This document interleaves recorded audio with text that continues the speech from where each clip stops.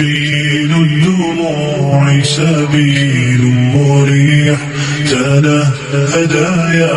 দীর্ঘ এক অপেক্ষার অবসান ঘটিয়ে রাজা মৌসুমীর ঘরে নতুন এক চাঁদের আগমন। বাবা মা হয়েছেন নতুন করে রাজা মৌসুমী। দ্বিতীয়বারের মতো বাবা হলেন রাজা।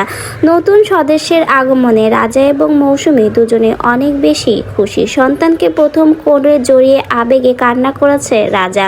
নতুন আলোর আগমনে রাজা অনেক বেশি খুশি। বলতে গেলে রাজা মৌসুমী প্রত্যেকেই তাদের নতুন সদস্যের আগমনে অনেক বেশি খুশি। অনেক বড় একটা অপেক্ষার অবসান ঘটিয়ে মা হলেন মৌসুমী।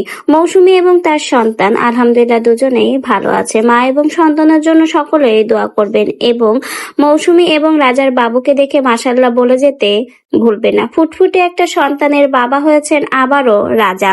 সন্তানকে জড়িয়ে ধরে রাজার কান্না, সন্তানকে বুকে জড়িয়ে ধরে প্রথম বাবার অনুভূতি অসাধারণ। দীর্ঘ একটা পথ, অনেক বড় একটা জার্নির আজকে অবসান ঘটলো রাজা এবং মৌসুমী উভয়ের। দুজনের ঘরে আলো করে নতুন সদস্যের আগমন। কিন্তু কি বাবু হয়েছে তাদের, কন্যা সন্তান না পুত্র সন্তান, সেটা কিন্তু এখনো রাজা বা মৌসুমী কেউ জানেনি।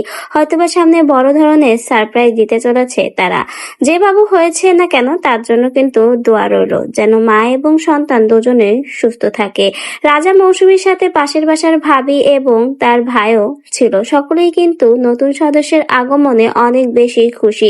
বিপদে যারা তার পাশে ছিল সুসময়েও কিন্তু তারা তাদের পাশে রয়েছে এবং নতুন সদস্যের আগমনে তারাও কিন্তু সকলে অনেক বেশি খুশি হয়েছে। সকলেই কিন্তু তাদের জন্য দোয়া করবেন। মৌসুমী এবং তার সন্তান দুজনেই এখন ভালো আছে। সন্তানকে কোলে নিয়ে বারবার সুন্দর মুহূর্তের ভিডিও শেয়ার করেছে রাজা। সন্তানকে কোলে নিয়ে আজকে সে অনেক বেশি খুশি। বাবার বুক ভরে গেল সন্তানকে কোলে নিয়ে।